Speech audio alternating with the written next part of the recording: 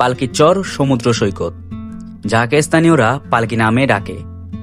এটি চট্টগ্রাম শহর থেকে ২০ কিলোমিটার দক্ষিণে আনোয়ারায় অবস্থিত। এর দৈর্ঘ্য প্রায় ১২ থেকে ১৫ কিলোমিটার। এটি তার শান্ত পরিবেশ ও ঝাউবনের সৌন্দর্যের জন্যই বিখ্যাত। তাহলে কিভাবে যাবেন, কত টাকাই বা খরচ হবে এখানে যেতে, এবং আসার সময় আপনাকে কি কি ঝামেলার সম্মুখীন হতে হবে জানতে হলে আমার এই সম্পূর্ণ ভিডিওটি দেখুন। তাহলে চলুন বেশি কথা না বলে শুরু করা যাক।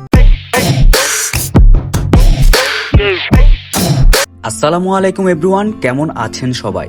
আমার আরেকটি নতুন ভিডিওতে আপনাদেরকে স্বাগতম। আজকে চলে যাচ্ছি চট্টগ্রামের সেই চিরচেনা পালকিচর। আর আমাদের সাথে আরো দুজন নতুন মেহমান যোগ হয়েছে। একটি হচ্ছে আমাদের ভাগ্নে নীরব এবং আরেকটি হচ্ছে জুয়েল ভাই। আর আমার সাথে রয়েছে আমার বন্ধু মহিবুল ও নূর আলম। আমাদের গন্তব্য শুরু হয় সিটি গেট থেকে। আপনি চট্টগ্রামে যেখানে থাকুন, আপনাকে সর্বপ্রথম চলে আসতে হবে নতুন ব্রিজ। আর আমরা সিটি গেট থেকে একটা সিএনজি ভাড়া করি, যার ভাড়া পড়ে ৩৮০ টাকা, যার জনপ্রতি ভাড়া পড়ে ৫৬ টাকা করে। আমরা ৫৬ টাকা দিয়ে চলে আসলাম নতুন ব্রিজ।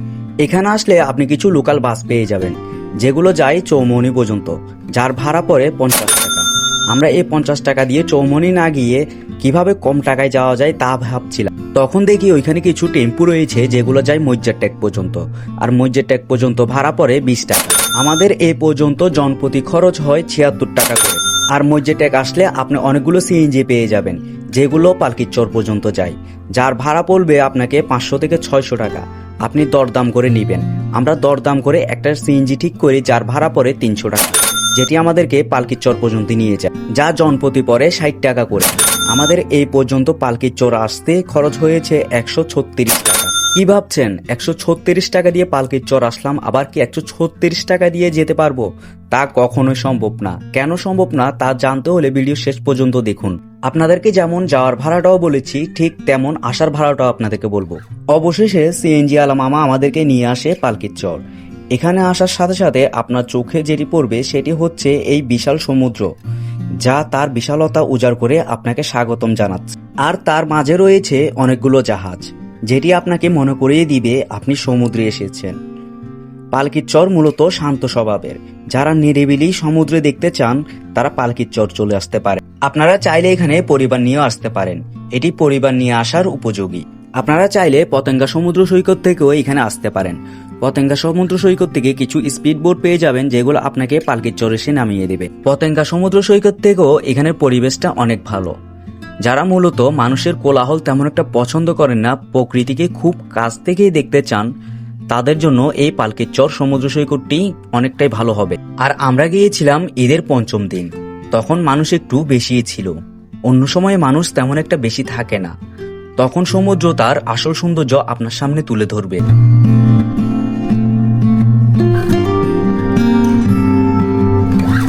আপনারা চাইলে আমাদের মতো স্পিড বোট করে সাগরের বুক চিরে জাহাজের পাশ থেকে ঘুরে আসতে পারেন। আমি এই প্রথম স্পিড বোটে উঠলাম। ভেতর থেকে ভয় আর আনন্দ দুটোই একসাথে লাগছিল। আপনারা কে কে আমার মতো এই প্রথম স্পিড বোটে উঠলেন অবশ্যই কমেন্টে জানাবেন। আর স্পিড বোটে ওঠার জন্য দুটি ধাপ ছিল। প্রথমটি ছিল ৫০ টাকা, যেটা আপনাকে অল্প কিছু দূর নিয়ে যাবে। আর অন্যটি ছিল ১০০ টাকা, যা আপনাকে জাহাজের পাশ থেকে ঘুরে নিয়ে আসবে। আর আমরা নিয়েছিলাম ৫০ টাকার রাইড। আপনারা চাইলে ১০০ টাকার রাইডও নিতে পারেন। আর স্পিড বোট ওঠার সময় অবশ্যই সতর্ক থাকবেন, কারণ নিজের সেফটি নিজের কাছে। আর এখানে যেই রাইডটাই নেন না কেন, দাম আগে ঠিক করে নিবেন। সন্দেহ মনে হলে ভিডিও করে নিবেন। এখানে পর্যটকরা বেশি হয়রানির শিকার হয় বাইক রাইড করতে গিয়ে, ঘোড়ায় চড়তে গিয়ে এবং ছবি তুলতে গিয়ে। এরা মূলত আপনাকে বলবে একরকম আর আপনার সাথে করবে আরেক রকম। তাই সন্দেহ মনে হলে অবশ্যই ভিডিও করে রাখবেন। আর এদের থেকে অবশ্যই সাবধানে থাকবেন।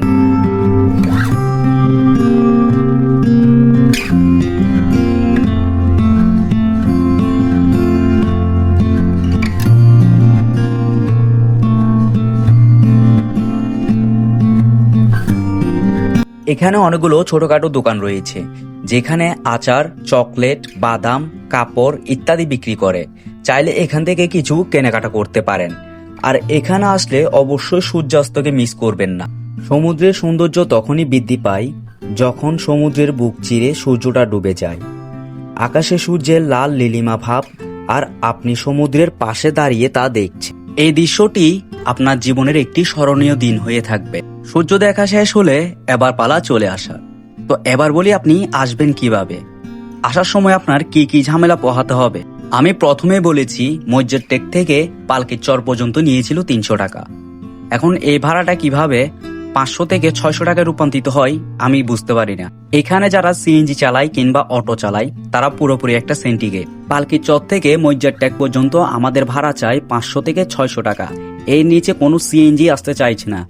পরে আমরা একটা অটো নিই, যার ভাড়া ছিল 300 টাকা, তাও আমাদেরকে চৌমোহনী পর্যন্ত নিয়ে যায়। এবার চৌমোহনী থেকে ক্রসিং পর্যন্ত একটা সিএনজি নিই, যার ভাড়া পড়ে 120 টাকা।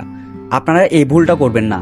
চৌমোহনীতে অনেকগুলো বাস পাওয়া যায় যেগুলো সরাসরি নতুন ব্রিজ যায়, তাহলে আপনার ভাড়াটা কিছুটা সেফ হবে। এবার নতুন ব্রিজ থেকে আপনার গন্তব্যে যাওয়ার জন্য যে কোনো বাস কিংবা সিএনজি পেয়ে যাবেন। আজকের ভিডিওটি এই পর্যন্তই। ভিডিওটি কেমন হয়েছে অবশ্যই কমেন্ট বক্সে জানাবেন। আপনার একটি কমেন্ট, একটি লাইক আমাকে ভিডিও বানাতে উৎসাহ দিবে। আল্লাহ হাফেজ।